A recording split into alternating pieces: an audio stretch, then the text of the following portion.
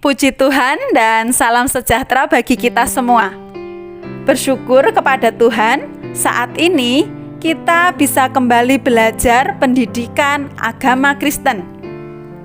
Sebelum memulai KBM hari ini, saya berharap setiap kita ambil waktu untuk berdoa bersyukur kepada Tuhan, baik sebelum ataupun sesudah KBM. Kita akan memulai pelajaran kita hari ini. Kita berada di semester yang kedua, di bab yang kedua dengan tema Praktek Demokrasi di Indonesia. Sebelum kita membahas praktek demokrasi di Indonesia, kita perlu memahami dulu tentang keadilan. Apa kaitan demokrasi dengan keadilan?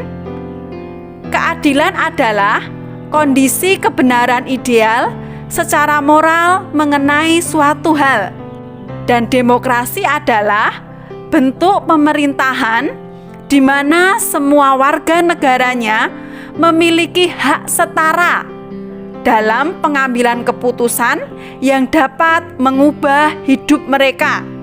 Jadi, keadilan dan demokrasi bertumbuh bila institusi baik politik maupun sosial saling mendukung untuk mencapai kerjasama sosial, di mana ada hak dan kewajiban yang harus dipenuhi agar kekuasaan dan sumber-sumber dapat dibagi merata. Hal pertama, kita membahas perumpamaan Alkitab tentang keadilan.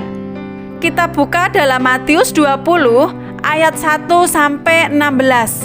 Ayat tersebut membahas perumpamaan tentang orang-orang upahan di kebun anggur. Saya berharap semua murid membaca Matius 20 ayat 1-16.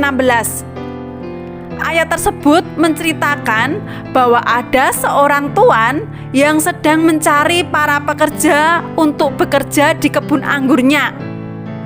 Pertama, pagi-pagi dia keluar mencari para pekerja, dan mereka sepakat upah bekerja 1 hari adalah 1 dinar.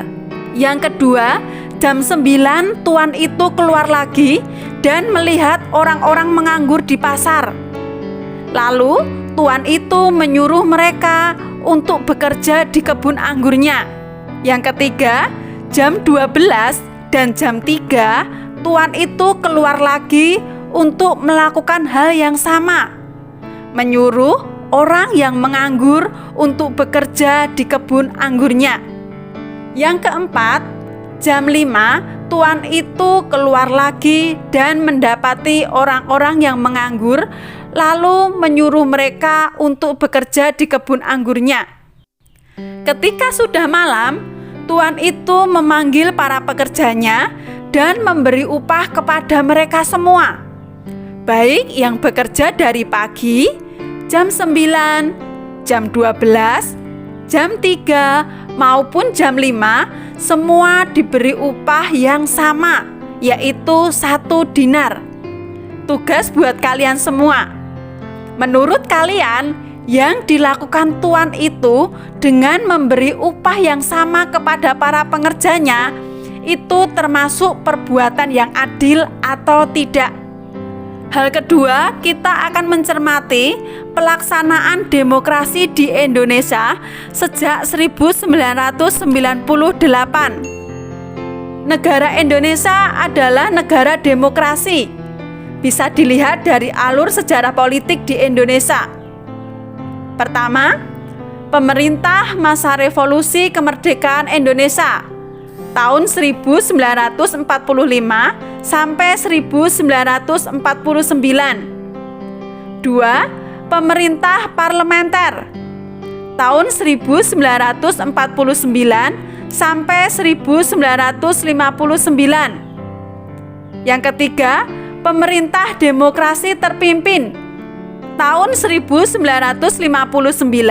sampai 1965. Yang keempat, pemerintah Orde Baru tahun 1965 sampai 1998. Dan yang kelima, pemerintah Orde Reformasi tahun 1998 sampai sekarang. Dan yang akan kita bahas adalah demokrasi Indonesia tahun 1998 sampai sekarang. Presiden Soeharto kembali terpilih menjadi presiden pada sidang umum MPR bulan Maret tahun 1998. Tetapi penyimpangan masa pemerintah Orde Baru membawa Indonesia pada krisis multidimensi yang diawali dengan krisis moneter yang tidak kunjung reda. Krisis moneter membawa akibat terjadinya krisis politik, di mana tingkat kepercayaan rakyat terhadap pemerintah begitu kecil. Kerusuhan terjadi hampir di setiap daerah di Indonesia. Akibatnya, pemerintah Orde Baru di bawah pimpinan Presiden Soeharto terperosok ke dalam kondisi yang diliputi berbagai tekanan politik, baik dari luar maupun dari dalam negeri. Dan akhirnya, pada tanggal 21 Mei, Presiden Soeharto menyatakan berhenti sebagai presiden. Dan kepemimpinan Indonesia beralih dari Soeharto ke B.J. Habibie. Hal ini merupakan jalan baru demi terbukanya proses demokratisasi di Indonesia.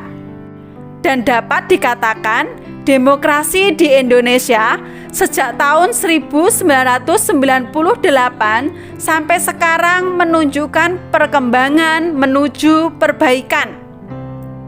Hal ketiga, kita akan membahas tentang memupuk sikap demokratis sejak dini. Sikap demokratis tidak tumbuh dengan sendirinya, namun harus dipupuk sejak dini. Cara memupuk sikap demokratis sejak dini adalah: yang pertama, menumbuhkan sikap mengasihi sesama. Yang kedua, tidak menganggap diri lebih istimewa dibanding dengan orang lain.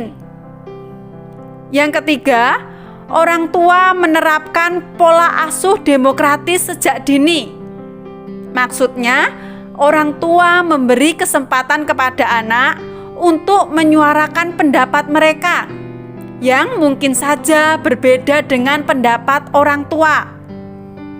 Yang keempat, memberikan penghargaan kepada anak. Puji Tuhan, pelajaran hari ini cukup sampai di sini. Dari pelajaran hari ini, kita bisa mengambil beberapa kesimpulan. Yang pertama, praktek demokrasi di Indonesia terus menuju pada perbaikan. Yang kedua, sebagai remaja Kristen, kita pun juga harus mengembangkan sikap demokratis sedini mungkin. Terima kasih sudah mengikuti pelajaran hari ini. Terus andalkan Tuhan dalam segala hal, tetap semangat belajar, dan Tuhan Yesus memberkati.